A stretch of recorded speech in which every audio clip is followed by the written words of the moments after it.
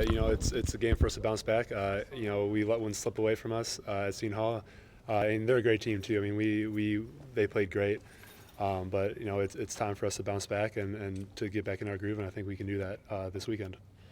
Luke, when you look at a number one team on the road coming off a loss, do you look at that as challenge and yet opportunity? Yeah, absolutely. I mean, this is the best opportunity for us. We can show what we really got, the biggest stage against the best team, and that's all we can ask for is we got to prove ourselves in this conference every game, and this is the best way to do it. Luke, how do you look at the consistency thing? I mean, look, you kind of touched on it where the last game didn't go your way. Georgetown, very good effort.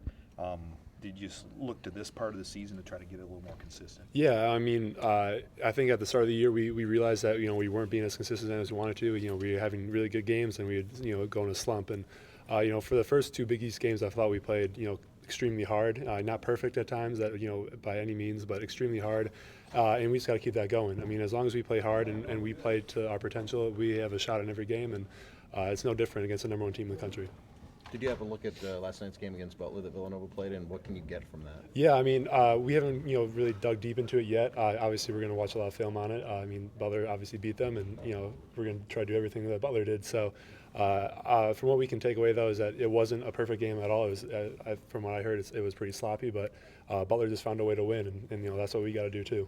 Does it kind of take away the juice a little bit, Butler taking away that 20-game win streak as opposed to you guys having a chance to do that? I mean, obviously, we would have liked to be the ones to knock them off, but I think it's also a good thing. Like I said earlier, that Butler beating them shows us a way that we have to do it, and that it's possible. Like people think that Villanova's unbeaten and impossible to beat, but obviously there's ways to do it, and we just got to keep going from there. Luke, you have battled through injuries. Nobody works harder. You don't have Henry this year. People key on you. Would you assess your play to this point? How do you feel you're doing, and what might you do to perhaps even raise the level of your game? Yeah, no, I definitely think I need to raise it higher. I think I need to compete harder, need to play harder. Scoring and stuff doesn't that'll come with the game. That just goes with the flow. I mean, we have enough guys to score on this team. It doesn't matter who's scoring. You just got to play defense harder, grab rebounds, and make sure that you can do everything you can to win.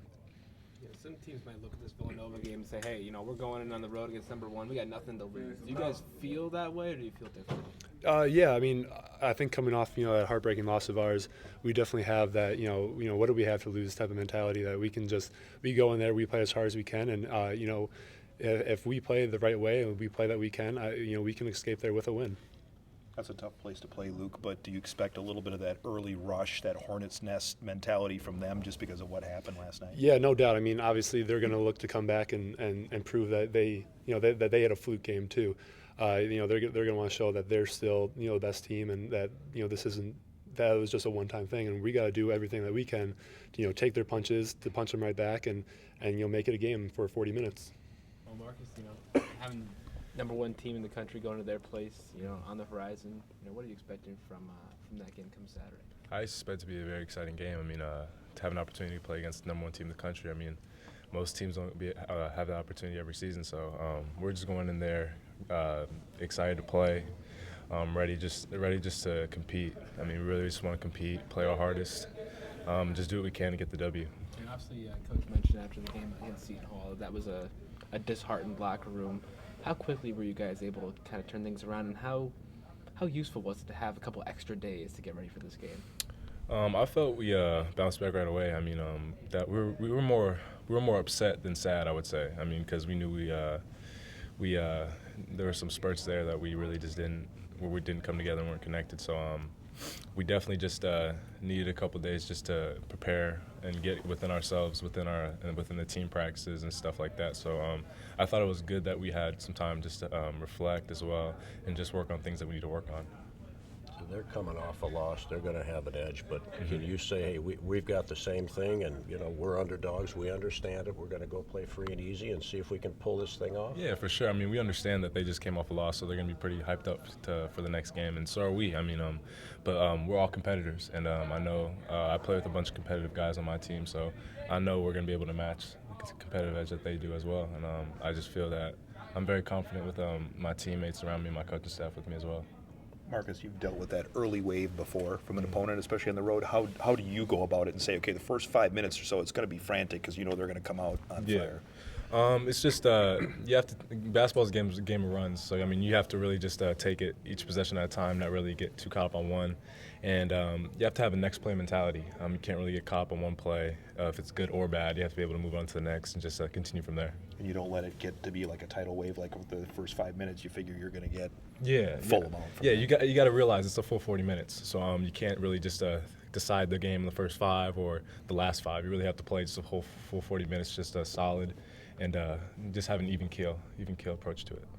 Marcus, isn't this the kind of thing you came to Marquette for? Most definitely. I mean, my visit last year, I came on National Marquette Day when we played Villanova when they were the #1 team in the country as well. So coming here, them being #1, I mean, it's definitely something that I've been thinking about since I was in high school last year. So I mean, I'm very excited. I'm very blessed to be here in this position. So I'm just ready to get out there and compete.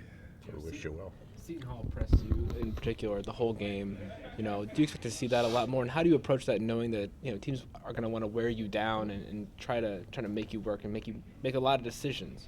Yeah, I mean that's something I haven't seen early on in my college career. So it's definitely things that we've been working on in practice, just preparing for different teams to press. Because in the Big East, I mean, we figure that teams are going to be pressing a lot. So it's just definitely a lot of preparation, a lot of practice, trying to just put ourselves in situations like that.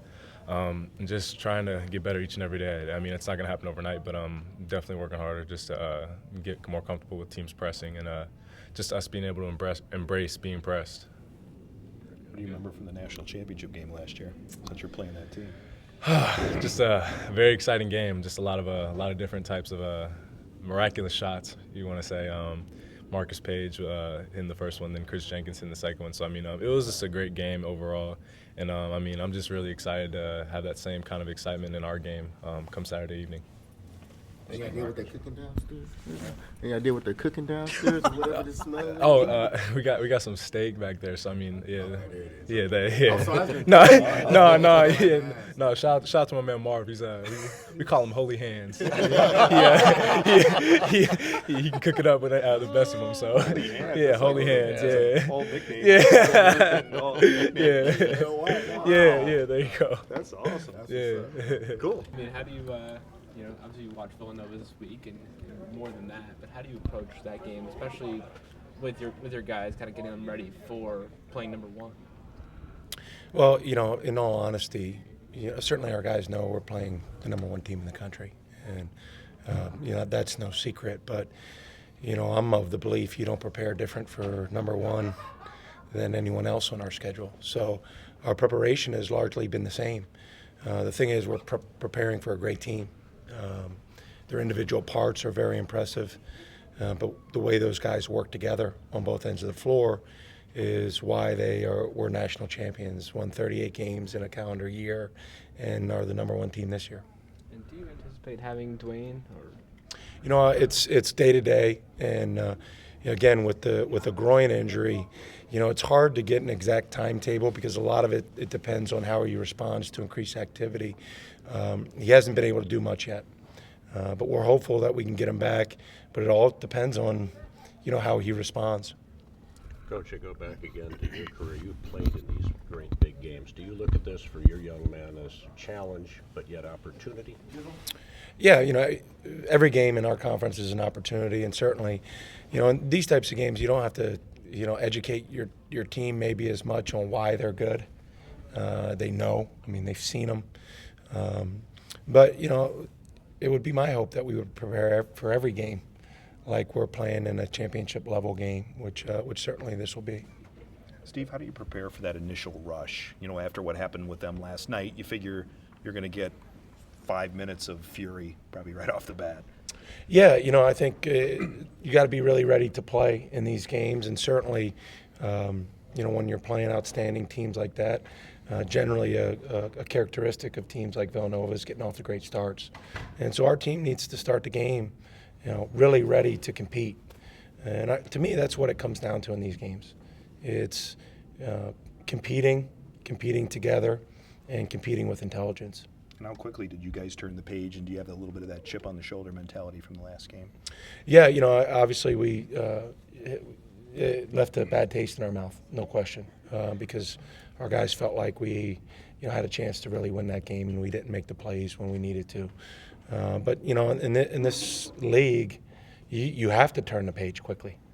I mean, you can't let one mistake turn into two, and so you got to turn the page and got to get ready for the next, really good team you're going to play, because our conference, every night you're playing a really good team. How much of a blueprint can you get from what Butler was able to do against Villanova last night?